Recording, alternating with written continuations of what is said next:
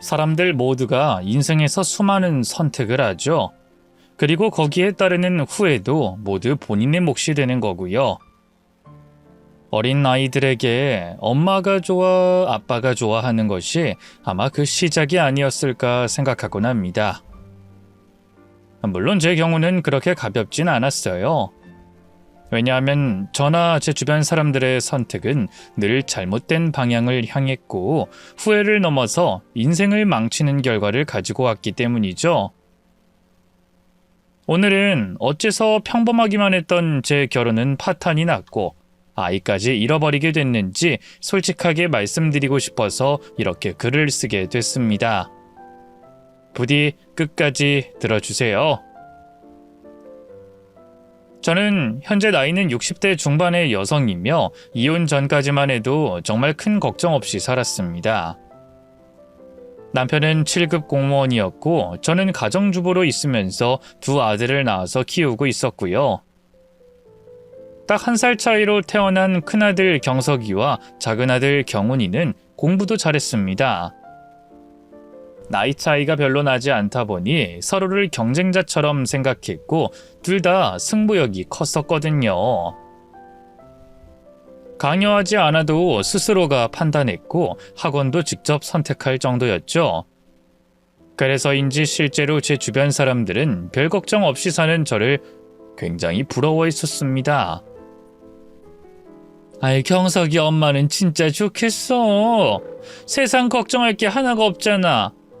남편은 공무원이라 직업도 안정적이고 다정하기까지 하고 또 자식들이 속을 썩이기래?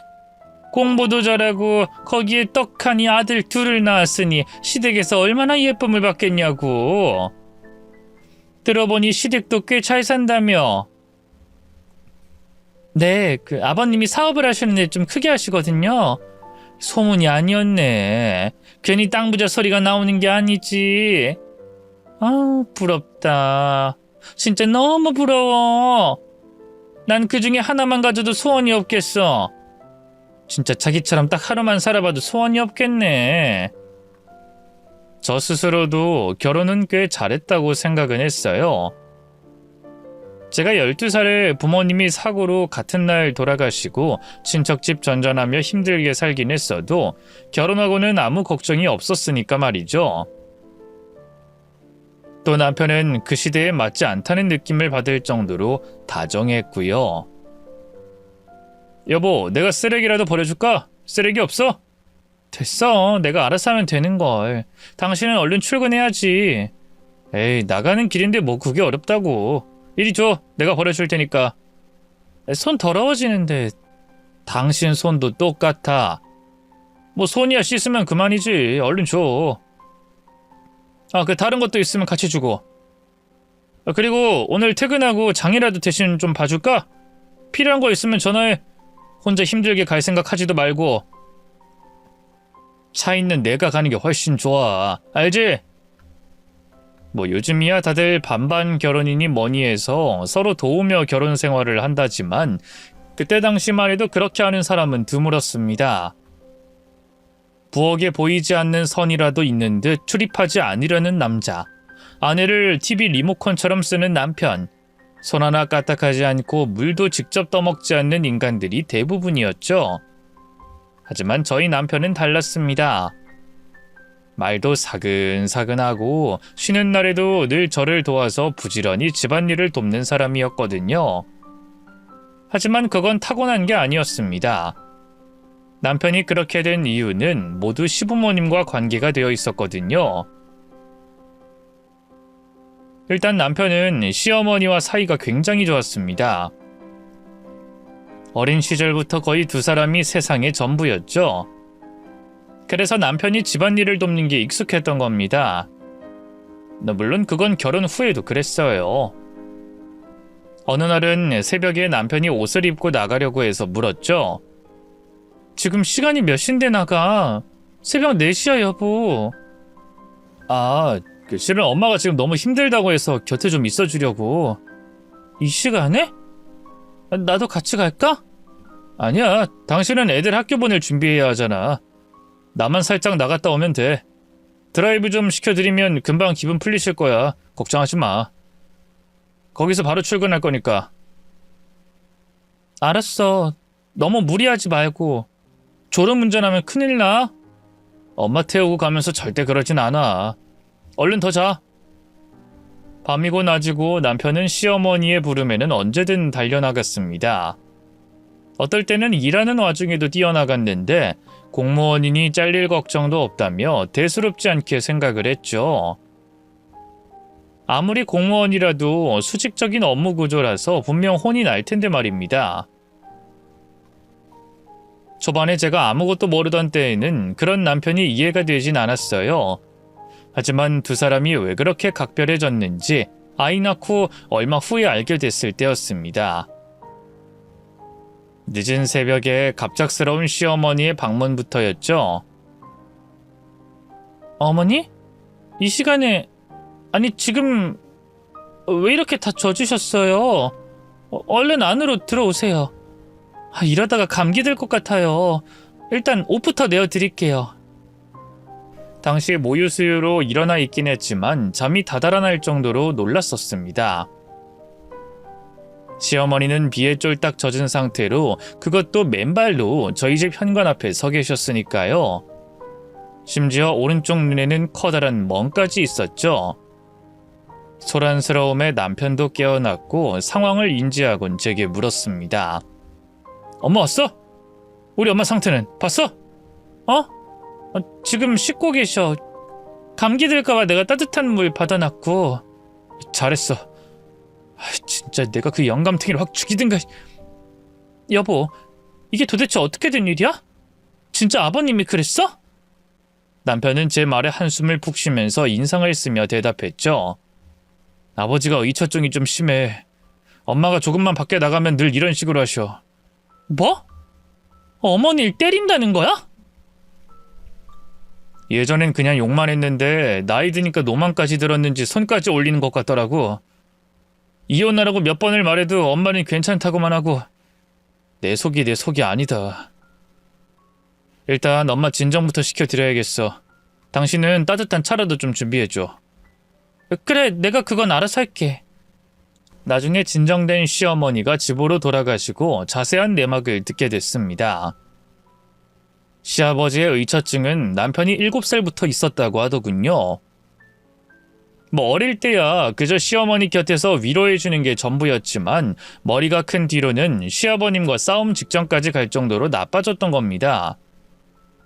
그러다가 저도 작은 아이인 경훈이를 막 임신했을 때 두 사람이 싸우는 걸 직접 보게 됐고요. 그날은 시아버님 생신이었어요. 오랜만에 가족 행사기도 해서 그날은 시어머니가 발목까지 오는 원피스에 옅은 화장을 하고 있었죠. 시아버지 생신 축하 선물까지 직접 포장해 와서는 전달해 주시는 시어머니의 모습은 꼭 18 소녀처럼 보였습니다. 헌데 시아버지는 그런 시어머니를 아래 위로 훑어보더니 시비를 걸더군요. 다 늙어서도 그렇게 치렁치렁한 치마 입고 엉덩이를 흔들어야겠어? 왜? 내 생일날에도 남자 만나러 가고 싶어서 그래? 그저 남자라면 미쳐가지고. 그러자 남편이 성질을 냈죠. 아버지, 그만 좀 하실 수 없으세요? 어떻게 하루라도 그냥 넘어가는 법이 없냐고요? 나도 넘어가고 싶다. 그냥 조용히 살고 싶어. 내가 오죽하면 이러겠냐고. 근데 네 엄마 하는 꼴을 봐라. 내가 그냥 넘어가겠는가? 내 생일까지 내 속을 뒤집어 놓는 건 네 엄마야. 제발 그만 좀 하세요. 의심하는 것도 병이에요, 병.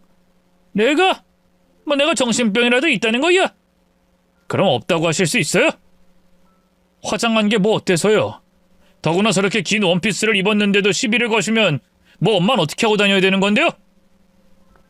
천박하게 안 입으면 되는 거지. 더럽고 불결하게 엉덩이나 흔들고 다니니까. 아버지! 지금 제 안사람도 임신 중이거든요? 말씀 좀 가려하시죠? 남편의 말에 시아버지는 어이가 없다는 듯 웃더군요.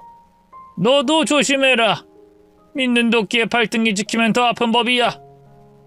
여자들은 하나같이 믿을 족속이 못 되는 거야. 너희 엄마만 봐도 알 수 있지 않냐? 아니지. 넌 아무것도 몰라. 그저 엄마 편만 들을 줄 아는 못난 놈이지. 눈에 뭐가 씌었어. 나중에 땅을 치고 후회할 거다. 차라리 그럼 이혼을 하시던가요. 그럼 되잖아요. 이혼? 나도 하고 싶다. 근데 저 여자가 내 재산 노리고 이혼을 죽어도 안 하는 걸 어쩌라고? 아마 모르긴 몰라도 내 재산 욕심에 나 죽으라고 고사를 12번은 지냈을걸. 지금 만나고 있는 남자랑 살림이라도 차릴 생각만 하고 있을 거고. 이에 남편은 자리에서 벌떡 일어나 버렸습니다. 참으려고 해도 이제 더는 못 들어주겠네요. 저희 이만 일어나겠습니다. 엄마도 일어나! 이런 소리 들으면서 여기 앉아있을 이유 하나도 모르겠으니까. 제가 생각해도 시아버님의 의처증은 병적인 수준처럼 보였어요. 시어머니가 몸을 살짝 돌리고 있거나 휴대폰을 들여다보는 정도로도 의심이 시작됐죠. 심지어 증거도 뭣도 아무것도 없는 상황에서도 꿋꿋이 자신의 말에 확신을 가지고 있었던 겁니다. 여기에 더해서 폭력까지 쓰다 보니 남편은 늘 시어머니에게 이혼을 종용했죠. 하지만 시어머니는 거부하시더군요. 다 늙어서 뭐하러 그래. 너희 아빠도 나이 더 들면 괜찮아질 거야. 엄마, 제발 좀. 나 어릴 때도 엄만 똑같이 말했어. 근데 아버진 점점 심해지고 있잖아. 단순한 의심에서 물건 뒤지고 휴대폰도 확인하고 심지어 엄마 못 나오게 방에 가둔 적도 있다며. 차라리 이혼해. 이혼해서 재산 분할 제대로 받아. 그럼 엄마 혼자 평생 먹고 살아. 됐다고 했잖아. 이혼해서 혼자 사는 거 엄마는 무서워. 이러니 저러니 해도 너희 아빠다. 그리고 내 남편이고. 몇십 년 함께 살아온 정이라는 것도 있고. 저 사람은 마음이 아픈 거야. 그걸 치료를 해줘야 하는데 내가 그걸 못했으니 내 죄이기도 해. 보는 내가 답답하고 미칠 것 같아. 날 위해서도 못해줘? 널 위해서야. 내가 이혼하고 혼자 되면 네가 날 더 신경 쓰게 될 거고 엄마는 그거 싫다. 엄마는 우리 아들이 가정 잘 꾸리고 나보다 더 잘 살았으면 좋겠어. 그리고 내가 정 못 견딜 것 같으면 그때는 내가 말아마. 알았지? 엄마 믿지? 넌 그냥 나중에 엄마 편이나 들어. 그때 저도 시어머니를 참 많이 위로했었습니다. 남편과 저 모두가 시어머니의 편이라는 것, 늘 함께 있어 줄 거라는 말도 많이 했었죠. 실제로도 시어머니는 본받을 게 많은 분이셨어요. 살림도 정말 잘하셨고 말씀하시는 것에도 배려심이 흘러넘쳤죠. 비록 시부모님 사이로 인해 크고 작은 고충이 있긴 했지만 저는 시어머니의 복도 있다고 생각하게 될 정도로 말입니다. 하지만 그로부터 얼마 후 남편과 제 선택이 잘못됐다는 걸 깨닫게 됐죠. 그 모든 건 교통사고로부터 시작됐습니다. 운전자의 졸음운전으로 추측되는 사고로 인해 시어머니는 그 자리에서 숨을 거뒀고 운전을 했던 동승자 역시 2번에 걸친 수술을 받아야 했죠. 문제는 바로 그 운전자였습니다. 그분은 시아버님과는 40년 지기 친구였고 남편이 삼촌이라고 부를 정도로 친했던 분이었으니까요.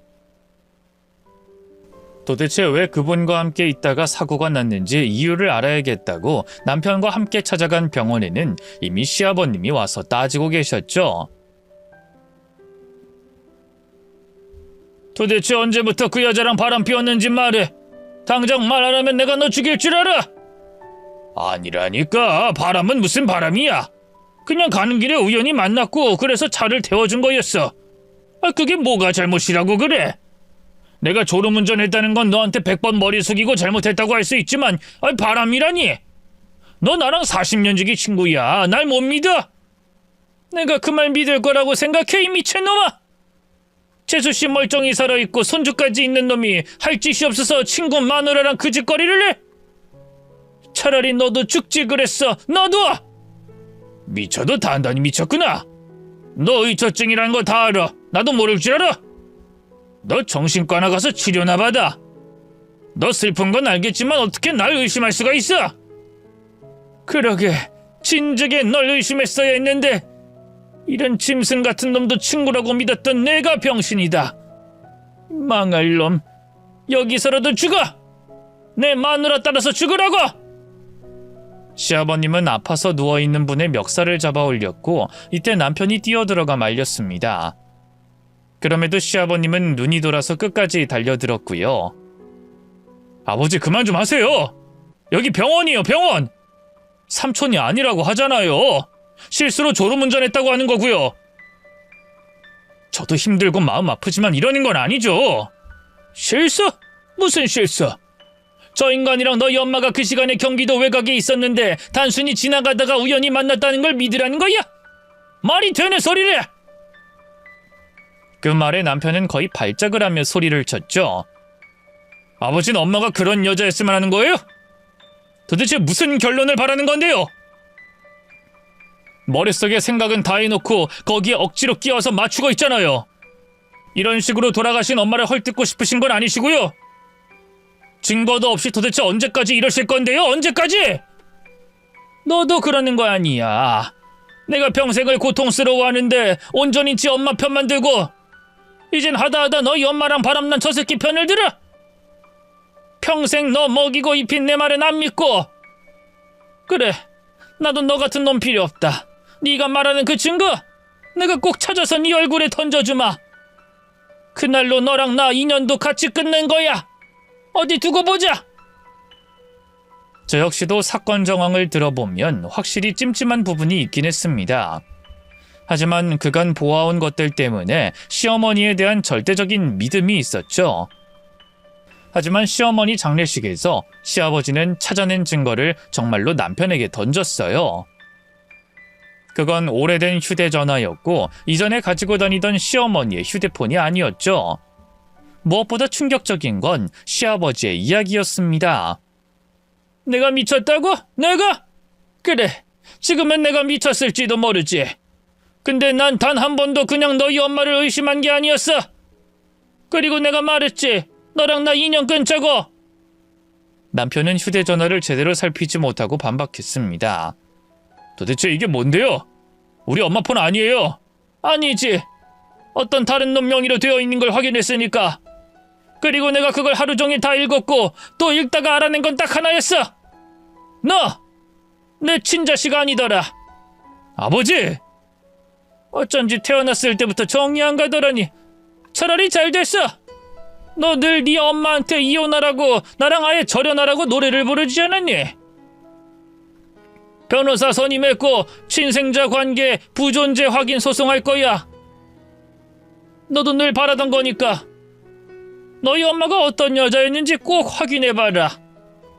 도대체 그게... 장래도 네가 알아서 해라. 난 죽어서도 절대로 저 여자 용서 못하니까. 괘씸한 놈. 장례식 분위기는 최악이었습니다. 남편은 장례식에서 슬픔을 추스를 겨를도 없이 오래된 휴대폰을 뒤적거려야 했죠. 저 역시 남편에 이어서 그걸 봤는데 다소 충격적인 내용이 많았습니다. 제가 확인한 것만 해도 5명이 넘는 남자들과 찍은 사진들이 있었고 주고받은 문자는 끔찍했죠. 보고 싶다, 사랑한다는 말은 기본이고 시아버님이 멍청하게 속았다, 아들 내외도 자기 편이라는 말도 있었어요. 그리고 늘 시아버님이 주장하던 말도 진실이라는 걸 알게 됐죠. 내 남편 빨리 뒤져서 자기랑 같이 살고 싶다 라는 말이 버젓이 있었거든요. 그럼에도 남편은 그 휴대폰 자체를 믿지 않으려고 했습니다. 때문에 그 삼촌을 다시 찾아가 따졌죠. 처음에는 시아버님에게 말했던 것처럼 발뺌을 했지만 휴대폰을 보고는 결국 실토했습니다. 내가 다 늙어서 이게 무슨 짓인지. 그래, 내가 실수 좀 했다. 됐니? 근데 나도 억울해. 난 만난 지 얼마 되지도 않았다고. 그 사고만 아니었으면 나도 이렇게 망하진 않았을 거야. 지금 너희 엄마 때문에 내 아내랑 자식들이 얼마나 날 의심하는 줄 알아? 이 빌어먹을... 그 말에 남편은 그분의 멱살을 잡고 흔들었죠. 삼촌이 어떻게 그럴 수가 있어요? 왜? 도대체 왜? 나이가 들어도 나도 남자야. 나 좋다고 하는 여자를 거부할 남자가 세상에 몇이나 되겠어? 그리고 너희 엄마 네가 생각하는 것처럼 지고지순하고 착한 사람 아니야. 닥쳐! 네가 뭘 알아? 애초에 나한테 마누라한테 안 들키고 바람 피우는 거 가르친 게 너희 엄마다. 증거는 어떻게 숨기는지 휴대폰을 다른 사람 명의로 개통시키는 것까지 도와줬고 그 휴대폰을 어디에 숨기면 되는지도 알려줬어. 일부러 구형 휴대폰을 개통해서 오래된 폰들 사이에 넣어두라고 알려준 장본인이 바로 네 엄마야. 뭐요? 우리 엄마가? 그래! 오히려 눈에 잘 보여야지 의심을 덜 수 있다고 하더라. 아이 대놓고 서랍에 넣어두라고 했어. 어디 감추고 이불 안에 넣어놓고 트렁크에 숨기지 말라고. 아니 난 억울해. 난 진짜로 그 사람이랑 뭘 더 하려고 한 것도 아니었고 그냥 여행 한번 가려고 한 거였다고. 솔직히 그때 시어머니가 좀 소름이 끼치긴 했습니다. 그분에게 혹시나 의심을 받았을 때 대처하는 법, 사람들에게 신뢰를 얻는 법, 이혼을 당할 때 유리하게 하기 위해 가족들을 포섭하라는 교육까지 받았다고 하더군요. 그리고 그건 모두 저와 남편에게 했던 것들이었죠. 새벽에 힘들다고 전화를 하고 늦은 밤에 맨발로 뛰어들어와서 눈물을 찍어낸 것 모두 말입니다. 그런 이야기에 며느리인 저조차도 무서울 정도였으니 남편이 받은 충격은 더욱 심했을 거예요. 평생을 가엾고 불쌍한 어머니를 위해 싸웠던 모든 시간들이 끔찍하게 다가왔겠죠. 거기에 더해 시아버님은 진짜로 유전자 검사를 진행했습니다. 그리고 남편이 친자가 아니라는 것까지 확인하셨고 결국 호적까지 정리하고 말았어요. 모든 게 거짓이었던 시어머니의 죽음과 동시에 너무 많은 진실이 터져나오면서 남편은 한동안 제정신이 아니었죠. 또한 그런 정신적인 충격은 저희 결혼 생활에도 고스란히 영향을 끼쳤습니다. 어느 순간부터 저를 향한 의심이 시작된 거였죠. 당신 낮에 어디 다녀왔어? 뭐 했는데? 딱히 별거 없었어. 왜? 뭐 집에서 반찬 만들고 애들 간식 먹이고 학원 보내고 장 보러 다녀온 게 카드에 찍혔는데 나갔다 온 게 아니고? 어? 반찬 만들었다고 했잖아. 잠깐 마트에도 들렀지. 아깐 나갔다고 말 안 했잖아. 왜 거짓말을 해? 거짓말이 아니라 그냥 생략한 거지. 당신도 잘 알잖아. 오늘 반찬 달라진 것만 봐도 다 아니까. 난 별거 아니라고 생각하고 그냥 말한 거지. 그게 거짓말이야. 괜히 날 속일 생각은 마. 당신이 쓰는 카드 뭐든 내가 다 알아볼 수 있으니까. 알았어? 앞으로 내가 물어보면 하나하나 빠뜨리지 말고 말해. 알았냐고? 그건 가벼운 시작에 불과했습니다. 어느 순간부터는 제 아이들에 대한 이야기도 했죠. 경훈이는 나를 꼭 닮았는데 큰아들인 경석인 날 안 닮았어. 희한하지? 날 닮았겠지. 우리 애들인데 당신만 닮아? 그런 억지가 어딨어. 아니, 당신이랑도 묘하게 안 닮았잖아. 여보. 왜? 뭐 유전자 검사라도 하고 싶어서 그래? 해, 하면 되잖아. 아, 누가 그렇다고 했어? 왜 발끈하는 건데? 뭐 혹시 찔리는 거라도 있어? 찔리는 거? 지금 말 다 했어? 내가 뭐가 찔리는 게 있어? 내가 정말 감추고 있는 게 있으면 유전자 검사하라고 하니? 아, 도대체 뭐가 문제인 건데? 난 솔직히 유전자 검사도 못 믿거든. 돈 받으면 무슨 짓을 해줄 줄 알고 내가 그걸 믿겠냐고. 내가 믿는 건 딱 하나야. 내 눈, 내 직감, 그것뿐이라고. 저는 어이가 없어서 따졌죠. 그렇게 직감이랑 눈이 좋은 사람이 어머님 일은 왜 몰랐어? 야! 지금 당신 말 다 했어? 그럼 내가 여기서 더 뭐라고 말을 해야 해? 당신 직감이 맞았다고? 내가 당신 속였다는 말을 해야 그만할 거야? 도대체 요즘에 왜 점점 더 심해지는 건데? 내가 당신 어머니야? 그때 남편은 제 뺨을 때렸죠. 본인 스스로도 놀란 것 같았지만 끝까지 제 탓만 했습니다. 입 함부로 놀리지 마. 이게 잘해지니까 기어올라 자꾸. 저도 인간인지라 화가 나는 건 참을 수 없었고 남편에게 상처되는 말을 했다는 거 저도 잘 알고 있었어요. 그래서 그때는 손을 올리긴 했어도 그냥 참고 넘겼죠. 시어머니에 대한 배신감 때문에 잠깐 저러는 거라고 생각했던 겁니다. 무엇보다 이전에 워낙 좋은 사람이었기에 조금만 견디면 다시 돌아올 거라고 믿었고요. 하지만 아이들이 훌쩍 자라 고등학생이 되었는데도 남편은 변하지 않았던 겁니다. 아니, 정확히는 더욱 심해졌죠. 앞으로 생활비는 카드로 쓰지 마. 내가 현금으로 줄 거야. 오늘은 2만 원만 줄게. 뭐? 이걸로 뭘 사라는 거야? 요즘 물가를 알고 하는 소리야? 돈 남은 걸로 무슨 짓을 하고 다닐 줄 알고. 쓸데없는 화장품 사고 옷 사는 것만 봐도 속이 뒤집히는 판국에. 애들 먹는 것만 딱 사. 돈 나도 안 봐줄 거야. 미쳤어? 진짜 나한테 왜 이래? 미쳐? 감히 하늘 같은 남편한테 미쳐? 이제 아주 막 나가는 걸 보니 만나는 남자가 재혼이라도 하겠다고 했나 봐.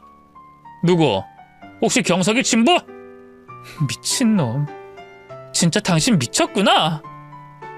나 이제까지 그래도 당신 예전 모습 기억하니까 참고 견뎠어. 나만 참으면 된다고 그렇게 생각했고, 근데 이제 보니 당신은 구제불능이야. 이럴 거면 차라리 이혼해. 미쳐도 혼자 미쳐. 나까지 망가뜨리지 말고. 이혼? 그래. 그 남자랑 살고 싶으면 내 눈앞에서 꺼져. 나도 당신 꼴 안 보고 의심 안 해도 되니까 오히려 좋지. 당장 하자고, 이혼. 내가 뭐 손해라도 볼 것 같아? 밖에서 돈 한 번 벌어본 적 없는 주제에 어디 한번 잘 살아봐. 현실적인 부분이 걸리는 건 저 역시 마찬가지였습니다.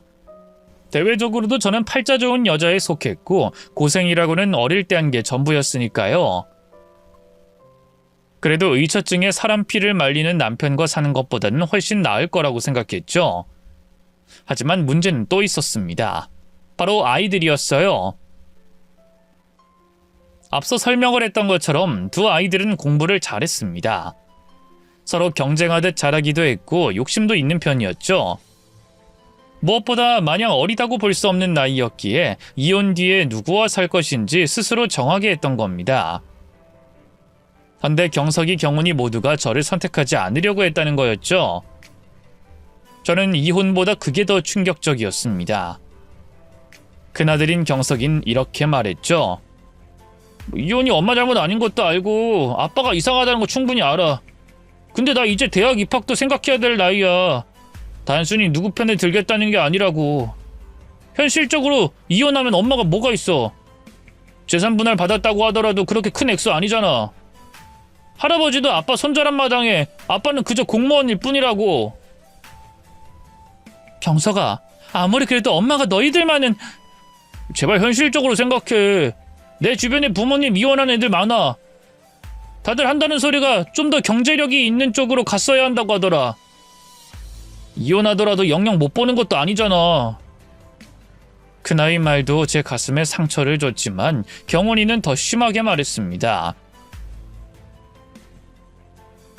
나도 형이랑 생각은 같아.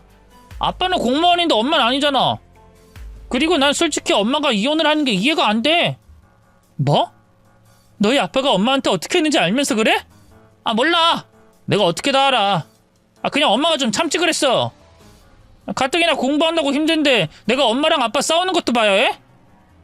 다른 애들은 부모님들이 그렇게 공부하는 거 돕고 신경을 쓰는데 우리 집은 이게 뭐냐고. 진짜 최악이야.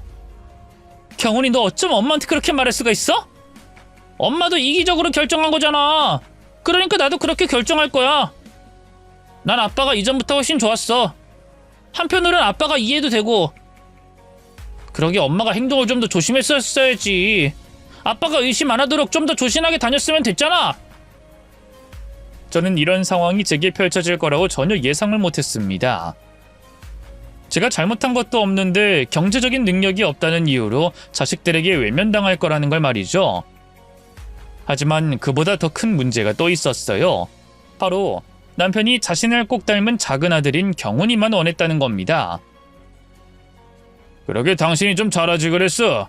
어떻게 애들이 둘 다 날 선택하게? 다른 남자들 만나러 뻔질나게 나가 있으니 애들이 엄마한테 정이 없는 거지. 어쨌든 난 경훈이만 데리고 갈 거야. 경석인 얼굴 볼 때마다 징그러우니까 친부가 누군지 상상만 해도 끔찍해. 끝까지 그렇게 말할 거야? 경석이도 당신 자식이야. 유전자 검사에서 알잖아. 내가 말했잖아. 난 그런 거 안 믿는다고. 경석인 당신이 알아서 해. 아님 내가 말해줄까? 됐어. 그냥 내가 알아서 할 테니까. 당신은 나한테 조금이라도 미안하면 입 다물어. 이런 이유로 큰아이가 상처받을까봐 저는 악역을 자처해야 했어요. 그저 애들은 각자 한 명씩 맡기로 했으니 그렇게 알라는 식으로 말입니다. 일종의 통보였죠. 하지만 그런 이유로 저는 경석이의 모든 원망을 다 받아내야 했던 겁니다. 이혼 뒤 작은 집으로 이사를 했을 때도 원하는 학원과 과외를 모두 다 시켜주지 못할 때도 경석이는 저를 비난했어요. 엄마가 날 선택해서 일이 이렇게 된 거야. 경원이는 지금쯤이면 나보다 더 좋은 환경에서 공부하고 있을 거라고. 내 인생 망치면 그건 다 엄마 탓이야. 경석아, 엄마도 최선을 다하고 있잖아. 그리고 이전처럼은 아니라고 해도 학원도 다니고 있고 엄마도 노력을 하고 있으니까 앞으로는. 앞으로 뭐? 우리가 뭐가 있는데? 한부모 지원? 그거 말하는 거야? 나라에서 도움이나 받아서 불쌍한 애 취급받으면서? 그리고 무슨 노력? 파출부 나가서 벌어오는 그 돈으로 내가 뭘 할 수 있어? 지겹다 진짜. 나중에 엄마 늙으면 그 부담은 다 내가 지는 거잖아. 너희 아빠는 안 늙어? 왜 엄마한테만 그렇게 말을 해? 엄마가 모르는 모양인데 공무원이 왜 좋은데? 노후가 보장되어 있으니까 좋은 거야. 정년도 보장될 거고 연금도 따박따박 나온다고. 그러게 엄마도 좀 열심히 잘 살지 그랬어. 아빠처럼 7급은 아니라고 해도 9급이라도 따지. 그땐 쉬웠다며. 가정주부로 평생 보내지 말고. 이혼을 한 건 후회하지 않았습니다. 하지만 그간 안일하게 집안 살림만 했던 것은 많이 후회했죠. 아이들에게 좋은 엄마가 되어주겠다고 했지만 이혼한 저는 좋은 엄마가 아니라 무능한 부모일 뿐이었습니다. 그래서 그 당시에 저는 정말 죽기 살기로 노력을 했죠. 손에는 물집이 잡히고 허리에 파스를 달고 살아도 경석이 하나만큼은 잘 키우려고 했던 겁니다. 다행히 완벽하진 않아도 얼추 평범하게 잘 키웠고요. 하지만 경석이는 불만이 늘 있었죠. 지금쯤 경훈이는 뭐하고 살까? 모르긴 몰라도 아빠가 지원 빵빵하게 해줘서 해외에 여행도 다니면서 그렇게 살고 있을 거야. 엄마한텐 연락 없어? 아무리 연락을 해도 받질 않더라고. 봐! 잘 살고 있으니까 아예 우린 보지도 않는 거지. 바로 이사까지 가버려서 찾을 수도 없고. 난 이렇게 아등바등 취업 때문에 힘들어하고 있는데 그놈은 지금쯤이면 놀고 먹고 대학생활 즐기고 있을걸? 아빠가 퇴직했어도 살만할 테니까. 경석아, 엄마가 이것보다 더 못해줘서 미안해. 그래도 비교는 하지 말고. 비교 안 하게 생겼어? 그러게 왜 날 택했어? 나도 엄마가 나 때문에 고생하는 거 싫어. 그래서 현실적으로 생각해서 아빠 택한 거잖아. 근데 봐! 결국 엄마 고생만 하는 거. 나만 왜 매번 미안해야 하고 눈치를 봐야 해? 내가 말은 이렇게 해도 토익 학원 하나 다니는 것도 눈치가 보여. 자격증 딸 것도 산더미인데 돈 먼저 생각해야 하니 나도 미칠 것 같다고. 괜찮다고 했잖아. 엄마가 다 해결할 수 있어. 넌 걱정 말고. 안 괜찮잖아. 엄마 그러는 것도 솔직히 짜증나. 아무렇지 않은 척하는 것도 싫고. 앞으로 취업하더라도 결혼도 남아있고. 내 미래가 암담하다고. 사는 게 불안하다고. 하늘에서 돈벼락이라도 맞을 수 있다면 나 진짜로 악마한테 영혼이라도 팔고 싶은 심정이야. 말은 그렇게 해도 큰아이는 제게 미안해하고 있었습니다. 남들이 보면 불효자식이라고 손가락질할 수도 있지만 제 눈에는 그 아이의 초조함이 보였어요. 거기에는 노후가 준비되지 않은 저에 대한 걱정도 있었고 늘 조바심을 가지고 살아야 하는 본인의 신세 한탄도 있었죠. 남들은 대학생활 즐기면서 여유롭게 취업 준비를 했지만 경석이는 그렇게 하지 못했거든요. 실제로 대학 생활 내내 조금이라도 제 부담을 줄이려고 노력했고 아르바이트까지 병행하다 보니 말이 거칠게 나온 것뿐이었던 겁니다. 물론 경훈이에 대한 질투도 있었던 것은 사실이었기에 본의 아니게 제게 상처를 주기도 했고요.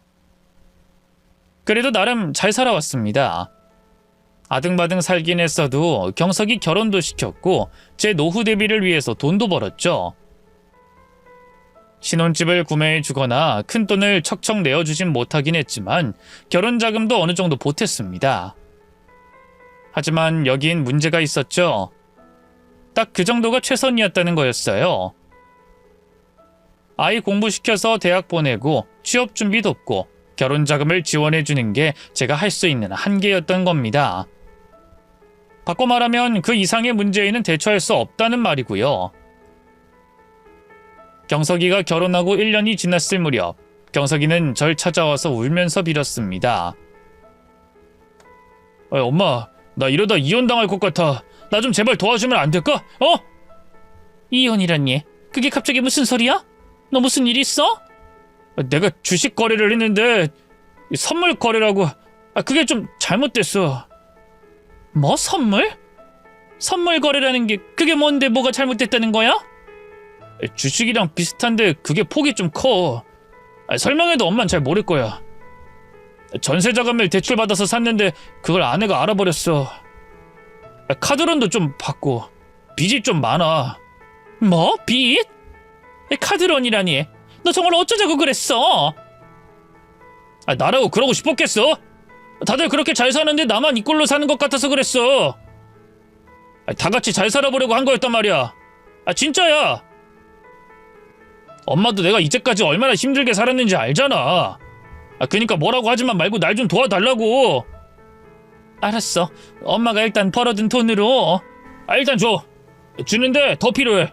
그니까 아빠한테 좀 부탁 좀 해봐. 뭐? 아무리 그래도 아빠는. 나 아빠 자식 아니야? 어려우면 이혼해도 도와야 될 거 아니야. 경훈이 그놈한테만 잘했을 거 아니냐고. 내가 이런 사정이 있다고 하면 아빠도 쉽게 외면을 못할 거고. 엄마, 사람 하나 살린다고 생각하고 제발 도와줘. 내가 복구할 거야. 진짜라고. 의처증으로 제게 손까지 올리던 남편을 10년이 넘어 찾아가는 것 자체가 끔찍했습니다. 더 솔직히 말하면 그러지 않으려고 이를 악물고 살아왔기에 자존심이 상했죠. 그럼에도 제가 당장 해결할 수 없는 금액이었고 아들을 위해서 그 정도는 감수할 수 있다 생각했네요. 그렇게 남편의 일가 친척들 지인들을 통해 겨우 남편이 살고 있다는 주소를 손에 넣을 수 있었습니다. 그런데 그 주소가 전 이해가 되지 않았어요. 강원도 정선이었기 때문이죠.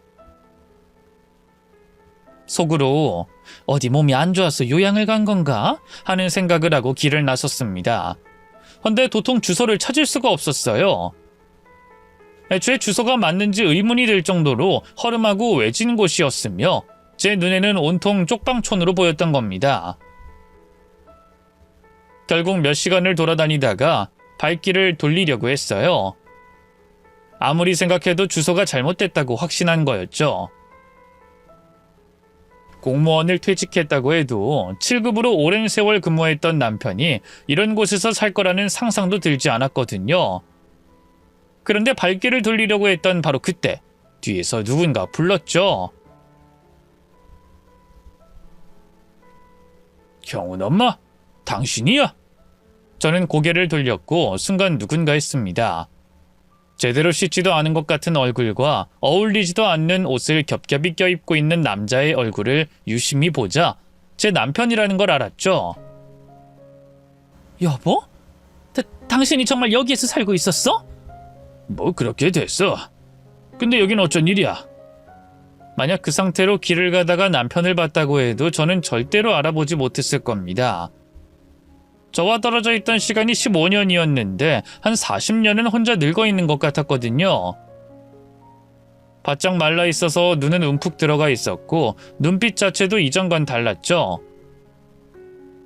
본인도 그걸 아는지 얼굴을 최대한 감추려고 한 손으로 얼굴을 반은 가리더군요. 그래도 저는 침착하게 반응했습니다. 당신 어디서 살고 있어? 주소를 봐도 모르겠는데.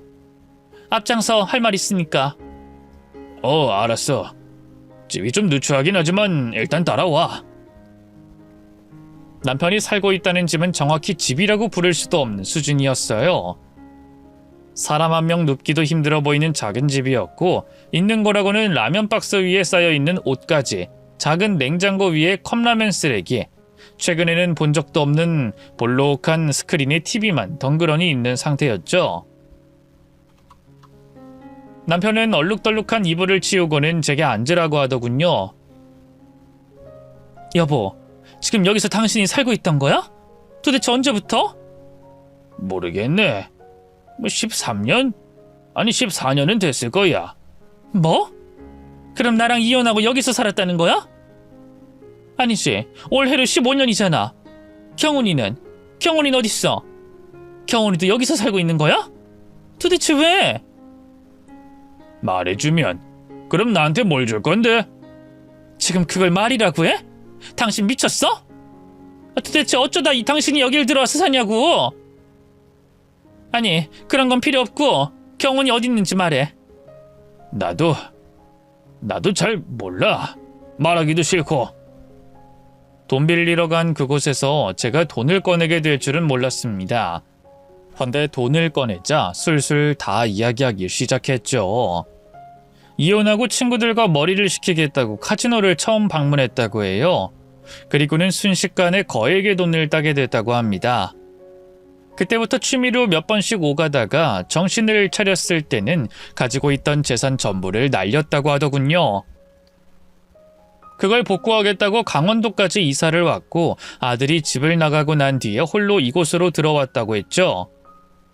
미쳤어? 그럼 지금까지 도박을 했다는 거야? 공무원은? 진작에 그만뒀지.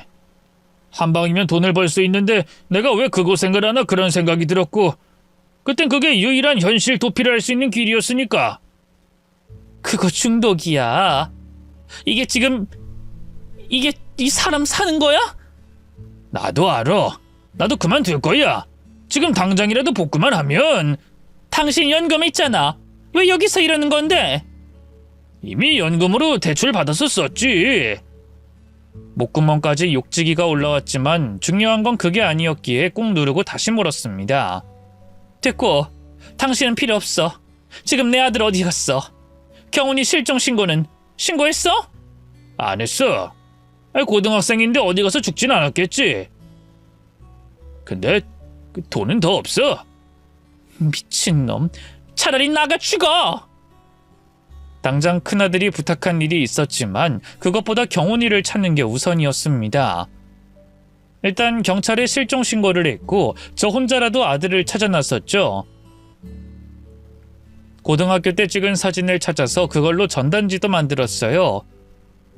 어디서부터 어떻게 찾아야 할지 너무 막막했지만 아이들이 어린 시절에 가족여행을 갔던 지역부터 친척들이 사는 곳까지 차례로 둘러보기 시작했습니다. 나름 이것도 머리를 쓴 거였죠. 15년 동안 저를 찾지 않았던 건 이유가 있을 테고, 그렇다면 경훈이가 어린 시절부터 살았고 현재 제가 살고 있는 지역에서 살 거라는 생각도 들지 않았거든요. 그렇게 몇 달을 헤맸습니다. 경석이에게 알릴까 하다가 안 그래도 심란한 아이니 조금 뒤로 미뤘고요. 대신 있는 돈 없는 돈 다 주고 조금만 기다려달라고 했죠. 그날은 유난히 추운 겨울이었습니다. 전단지를 잡고 있는 손에 감각이 느껴지지 않을 정도였고 귀가 떨어져 나갈 것 같았죠. 그런데도 바로 발길을 돌리기 싫어 한 아파트 단지로 들어섰습니다. 경비원 눈치를 살피면서 안으로 들어가 실종 전단을 붙이는데 누군가 소리쳤죠. 아줌마, 여기에 그런 거 붙이시면 안 돼요. 얼른 가지고 가세요. 사람들이 얼마나 이런 거 싫어하는 줄 아시고 하는 거예요? 아이고 죄송합니다. 다른 건 아니고. 저는 고개를 깊이 숙이며 사과를 하고 사정을 설명하려고 고개를 들었습니다. 헌데 그와 동시에 들고 있던 전단지를 바닥에 와르르 쏟고 말았죠. 경비원은 한숨과 함께 전단지를 집어들었고 동시에 저와 눈을 마주쳤습니다. 저는 얼굴을 거의 다 감싸고 있는 모자를 벗고 목도리를 내렸죠. 그 경비원이 바로 제 아들이었던 겁니다. 경훈아, 엄마 맞아? 너 왜 여기서 이러고 있어? 도대체 엄마 속을 얼마나 더 썩이려고 이놈아! 경훈이는 눈물을 터뜨리면서 제 품에 안겼죠. 미안해 엄마. 진짜 내가 미안해. 엄마 왜 이렇게 작아졌어? 왜 이렇게 말랐어 속상하게? 이게 다 너 때문이야. 너 연락도 안 했어. 왜? 내가 엄마한테 그따위로 말을 하고 어떻게 돌아가. 내가 선택한 거니까 난 책임을 져야 했어. 나도 양심이라는 게 있다고. 엄마한테 상처 좀 버리라고 생각하면서. 상처? 이게 너 상처야. 이게 너 부모 가슴에 대못을 박는 일이라는 걸 왜 몰라? 미안해 엄마. 내가 병신이었어. 내가 잘못했어. 엄마 너무 보고 싶었어. 이건 진짜야. 정말 너무 많이 보고 싶었어. 엄마랑 가자. 지금이라도 우리 집에 가자. 응? 가지 않겠다는 아들을 겨우 설득했고 일을 그만둘 때까지 기다렸죠.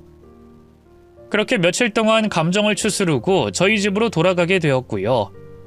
그 사이에 과거에 있던 이야기도 듣게 됐습니다. 아버지와 살겠다고 호기롭게 집을 나왔을 때까지만 해도 별 문제가 없었다고 해요. 하지만 어느 순간부터 그 인간이 집으로 들어오지 않았다고 했죠. 바로 그 시기에 도박에 완전히 빠졌기 때문이었고요. 그렇게 혼자서 거의 1년을 아버지와 중독 문제로 싸웠지만 포기하고 그대로 집을 나왔다고 했죠. 때문에 고등학교 졸업도 못했다고요. 듣기만 해도 마음 아픈 그 이야기를 들으며 집으로 돌아갔는데 저희 집에 경석이가 기다리고 있었죠. 하지만 정작 동생인 경훈이는 눈에 보이지도 않는지 제게 소리를 질렀습니다. 왜 이렇게 연락이 안 돼? 도대체 어딜 갔다가 왔냐고? 내가 엄마 때문에 이혼까지 당했다는 거 알아? 근데 지금 내 눈앞에 경훈이를 끌고 와? 이런 상황에? 경석아, 엄마가 미안한데 이건 다 사정이 있어서. 돈 줬잖아. 사정? 엄마 진짜 해도 너무하다는 생각 안 들어? 왜? 내가 빚까지 지고 이렇게 사니까 갑자기 경훈이가 보고 싶기라도 했어? 그래서 이 집까지 끌고 들어온 거냐고? 나한텐 해준 것도 없으면서. 그리고 그 푼돈으로 내 돈 복구 못한다고 몇 번을 말해? 그때 경훈이가 경석이에게 순식간에 달려들었고 둘은 뒤엉켜서 다투기 시작했죠. 제가 소리를 지르면서 두 사람을 떨어뜨리려고 했지만 경훈이는 자기보다 덩치도 큰 경석이를 밀어붙였고 결국 얼굴을 몇 대 때렸습니다. 그리고는 씩씩거리면서 일어나서 말했죠. 형은 엄마한테 그런 말 하면 안 되지. 설마 아직까지도 엄마를 원망해? 나이가 몇 살인데 아직도 그러고 살아? 이 병신 새끼야. 야, 내가 누굴 원망하든 무슨 상관이야? 정 좋으면 네가 여기서 살지 그랬어. 그래, 그럴 걸 그랬네. 그랬으면 내 인생이 이렇게 꼬이진 않았어. 형, 잘 들어. 엄마가 형을 택한 게 아니라 아빠가 형을 버린 거야. 형 상처받을까봐 엄마가 아무 소리 안 한 거 대충 짐작은 가는데 이렇게까지 엄마를 막대할 줄은 몰랐네. 그리고 형이 만약 아빠를 따라갔으면 아마 지금쯤이면 형 죽었어. 나니까 견디고 살았던 거야. 뭐? 도대체 그게 무슨... 이때 경원이는 팔을 걷어 경석이 눈앞에 들이댔습니다. 저도 너무 놀라서 입을 막았죠. 경훈이의 손목에는 칼로 그은 것 같은 긴 흉터가 있었어요. 아빠 도박 중독 고치려고 그 인간 눈앞에서 그었어. 경찰에 신고는 해주더라. 물론 병원에는 오지 않았지. 원정 도박하러 필리핀으로 떠나는 날이었으니까. 난 그날로 집을 나갔고 고등학교 졸업도 못했어. 근데 형이 이렇게 살면서 엄마를 원망해? 이에 경석이도 충격을 받았는지 덜덜 떨었죠. 나는 네가 잘 살고 있을 거라고... 아니 정말이야 진짜로. 오면서 이야기 들었어. 형 선물 거래했다고. 엄마는 선물 거래가 뭔지도 모르는 것 같은데 형 중독된 거 맞지? 솔직히 까놓고 말해. 엄마한테 받아간 돈 다 날렸고 이혼까지 당한 거면 중독 맞잖아. 말해, 이 빌어먹을 새끼야. 저는 가슴을 쓸어내리며 물었습니다. 무슨 중독? 뭔데? 도대체 왜 그렇게 화를 내는 건데? 선물 거래는 보통 주식 거래랑은 차원이 달라. 엄마, 형 중독된 거라고. 유전자라는 게 진짜 무서운 게 중독에 잘 빠지는 부모를 뒀다면 그 자식들이 중독될 확률이 보통 사람의 3배는 넘는다고 하더라. 그니까 만약에 형이 그런 거면... 아니야. 우리 경석이는 그냥 단순히 실수야, 실수. 저는 부정했지만 경석이는 무릎을 꿇고 울기 시작했죠. 그러더니 본인도 스스로가 절제가 되지 않는 것 같다면서 시작은 분명 저희 노후를 위해서 그랬었는데 나중은 아니었다고 솔직하게 털어놨습니다. 그리고는 경훈이에게 제발 도와달라는 말까지 했죠. 경훈이는 아버지 때문인지 그런 것에 면역이 있는 것 같았습니다. 일단 경석이를 병원에서 치료를 하는 걸 권하더군요. 처음에는 거부를 했던 큰아이는 다시금 경훈이의 흉터를 보더니 고개를 끄덕였죠. 인터넷 휴대폰도 다 압수야. 완전히 치료되기 전까진 전화만 되는 휴대폰으로 바꾸는 게 좋겠어. 형을 내가 돕는 건 아직 불법 도박은 안 하고 있기 때문이야. 만약 조금이라도 그런 거라면 그땐 나도 형 못 도와. 아니, 그 누구도 못 도와줘. 알았어, 알았다고. 치료도 받고 할게. 집에 가. 앞장서라고. 경훈이는 그날 경석이 집까지 찾아가 인터넷선을 다 끊어버렸고 컴퓨터까지 다 살펴보고는 그제야 안도를 하는 듯 했습니다.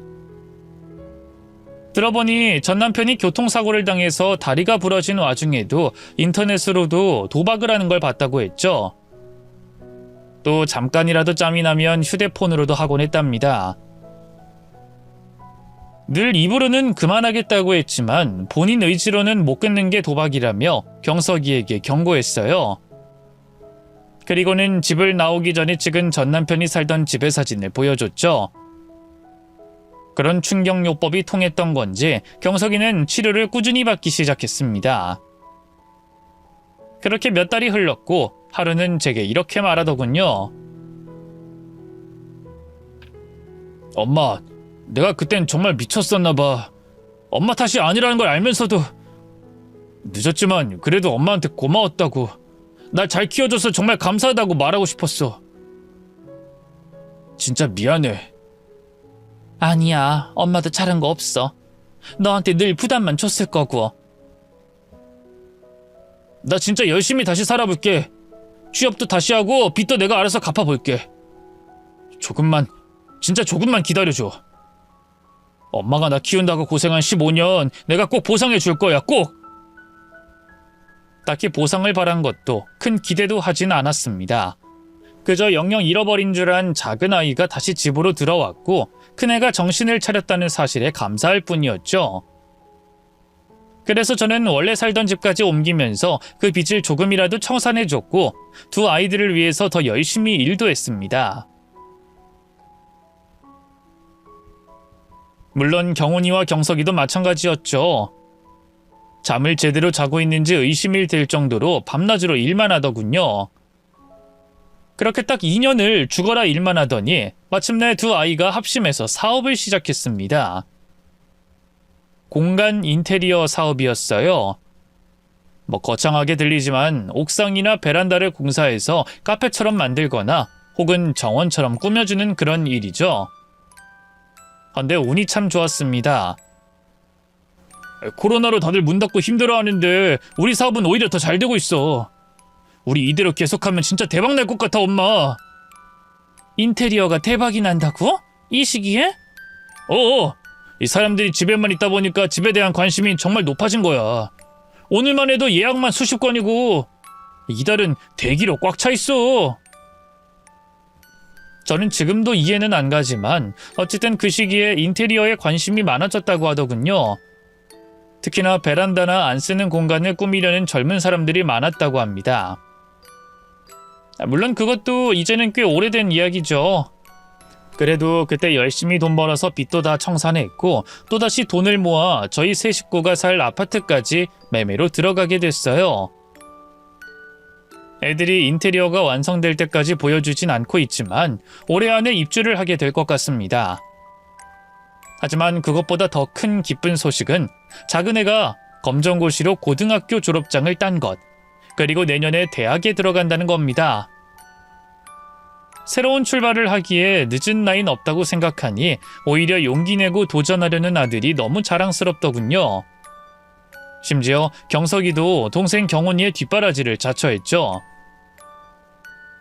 아무래도 함께 고생을 해서 그런지 어릴 때보다 더 많이 서로를 위하는 게 엄마인 제 입장에서는 더없이 보기가 좋네요. 돌이켜보면 저도 순간의 선택으로 많은 후회를 했습니다. 아마 아이들도 전 남편도 마찬가지였겠죠? 제 이야기를 듣는 분들도 그럴 거고요. 어쩔 때는 그 선택이 너무 힘든 결과를 가져와서 앞으로 나아가길 망설이는 분들도 있을 겁니다. 또 누군가를 원망하고 증오하면서 버텨나갈 때도 있겠죠? 그래도 이거 하나만은 꼭 기억하셨으면 좋겠어요. 선택의 끝이 포기만 아니면 된다는 걸 말이죠. 설령 자신의 인생의 최악의 사건만 기록된다고 하더라도 그럼에도 불구하고 라는 말만 있다면 다시 또 다른 이야기가 쓰여질 거라는 겁니다. 저 역시 몹시 힘들었지만 그럼에도 불구하고 행복해졌다 라는 말이 마무리가 될 수 있도록 저도 앞으로 최선을 다해 살아가 볼게요. 저 그리고 제 두 아들 응원 많이 해주실 거죠? 이야기 들어주셔서 너무 고마워요. 모두 행복해지셨으면 좋겠네요.